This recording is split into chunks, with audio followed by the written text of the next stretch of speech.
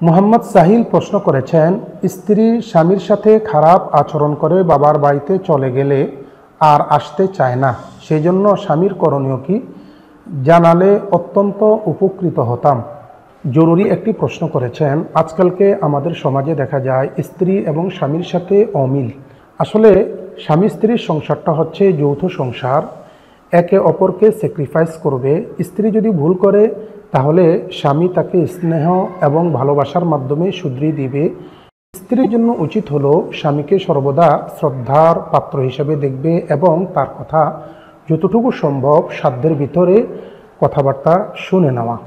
তারপরেও যদি স্বামী স্ত্রীর মাঝে অমিল দেখা যায়, স্ত্রী যদি স্বামীর কথা শুনতে নারাজ হয় এবং অবাধ্যাচরণ করে, এমনকি তার বাবার বাড়িতে থাকতে চায়, তাহলে সেই ক্ষেত্রে আল্লাহ রাব্বুল আলামিন সমাধান হিসাবে সূরা নিসার মধ্যে বলেছেন, ওয়াল্লাতী তাখাফুনা নুশুযাহুন্না ফাইদুহুন্না ওয়াহজুরুহুন্না ফিল মাদাজি' ওয়াদরিবুহুন।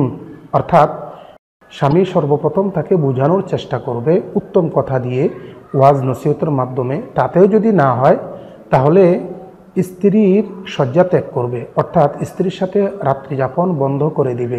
তাতেও যদি সে শুধরিয়ে না যায়, স্বামী তার পক্ষ থেকে সালিশ নিযুক্ত করবে এবং শ্বশুরবাড়ির পক্ষ থেকেও সালিশ নিযুক্ত করে উভয়কে বসিয়ে দিবে। তাদের আলোচনা সাপেক্ষে যে সিদ্ধান্ত হবে সেই সিদ্ধান্ত অনুযায়ী বিচার ফয়সালা হবে।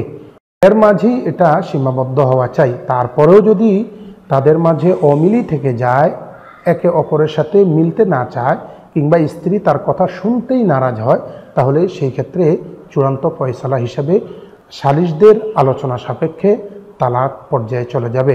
তবে এই কথাটা জেনে রাখতে হবে, ইসলামের মধ্যে হালাল যতগুলো বিষয় আছে সবচেয়ে নিম্নমানের হালাল হচ্ছে তালাক দেওয়া। তাই তালাক দেওয়া থেকে বেঁচে থাকবার চেষ্টা করা, যে কোনো উপায়ে যে কোনো পদ্ধতিতে উভয়ের মাঝে সমঝোতা করবার চেষ্টা করা। আশা করি প্রশ্নের জবাব পেয়েছেন।